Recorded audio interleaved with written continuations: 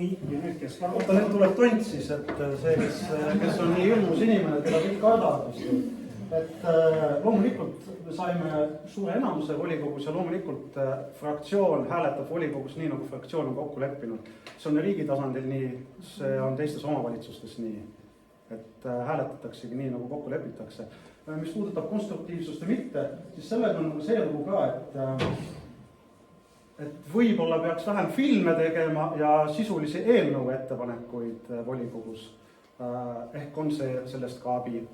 Et aga lõpuks teie otsustate, mina otsustan oma häälega, kogu Maardu rahvas otsustab, missuguseks kujuneb see volikogu koosseis. Ja ma loodan, et ta tuleb töine volikogu koosseis, et ega muud ei oska öelda, aga mis teisiti?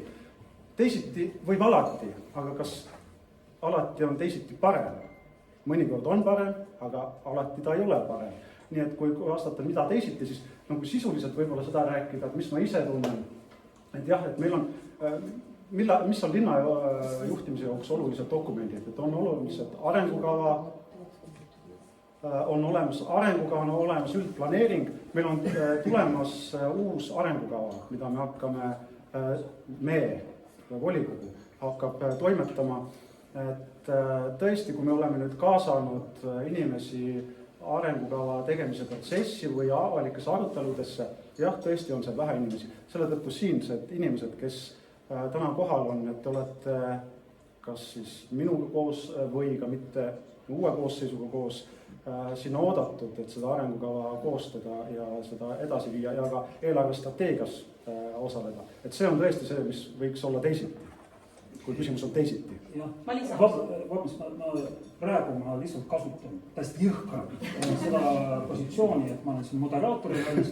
Lihtsalt tahaks öelda, et kuna Risto Nahkor tõstis esile ja rõhutas väga tugevalt seda koostöövajadust ja midagi taolist tuli ka Tiivan Kaldma jutustega välja, et mida teie tunnete, kas praeguses volikogus on olnud liiga vähe koostööd ja kas seda koostööd võiks olla rohkem? No, alati on koostööd võimalik rohkem teha, aga me räägimegi, et me praegu on valimistulemus selline, nagu ta on, et missugune saab olema uus valimistulemus, siis uus volikogu juba otsustab, kuidas ta toimetavad. No ma pigem mõtlen seda, et näiteks oletame, et EKRE on kolm häält volikogus, et võib-olla nad ei ole võib-olla kaalukeeleks, aga lihtsalt, et põhimõtte pärast, koostöö vaimu pärast, näiteks võtta mingid nende ettepanekud kuulda.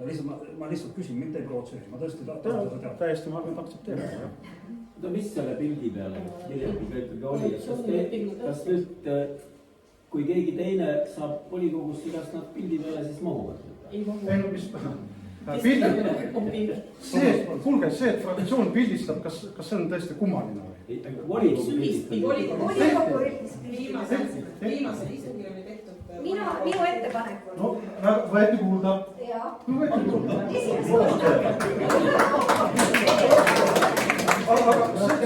Aga seda küll, et te räägite, et teie ettepanekud ei võeta kuulda. Ainuke ettepanek 4 aasta.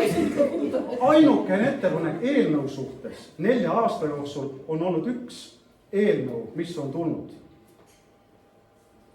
Tohib ma lisan? Ja loomulikult, see on teine teema. Ma sinna lisaks võib olla nii palju, kuna mina olen olnud erinevates positsioonides, kaasa arvatud ka ettekandja volikogus, siis ma võin öelda, see on minu arvamus, kuna mina olin ettekandja. Tihtipeale, ma ei räägi kõikidest volikogu liikmetest ja kõikidest opositsioonide liikmetest, aga tihtipeale küsimus ettekandjale esitatakse lihtsalt selleks, et küsida. Keegi isegi ei kuula, mida ma vastan või keegi teine, sellepärast, et pärast esitatakse jälle samasugune küsimus ja jälle mind keegi ei kuula, sellepärast, et hea asi on nii, nagu Eller siin mainis, oli filmi teha. Mul ametnikul, kes teeb tööd inimestega, praegu linnapeana kohtudes inimestega, mul ei ole seda võimalust lihtsalt vastata küsimustele selleks, et keegi teeks sellest filmi. Kui Ele näiteks esitab väga konstruktiivse küsimuse, siis ma arvan, et alati on saanud ka vastuse. Kas see vastus meeldib Evele või ei meeldi, see on juba teine küsimus. Aga koostöö on peamine.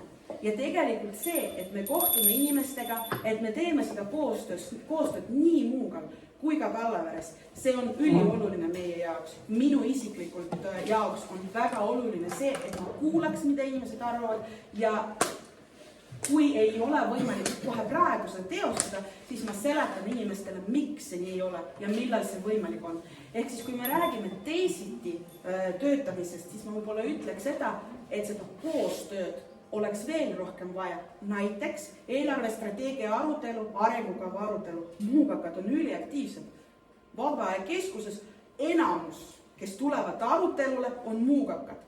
Meie jaoks on signaal, et arvatavasti selleks, et veel rohkem inimesi Muugaid oleks seal ja me saaksime neid kuulda, on see, et me tuleme selle aruteluga Muugale. Kas või praegu olemasolevale rasteajale, mida me kasutamegi selleks nii-öelda lavaks. Ehk siis see koostöö on ülioluline, aga ta peab olema mitte kiuslik, vaid koostööine. Jaa, selge. Ausalt öelda minul keeleinimesena ongi raske ette kujutada kiuslikku koostööd.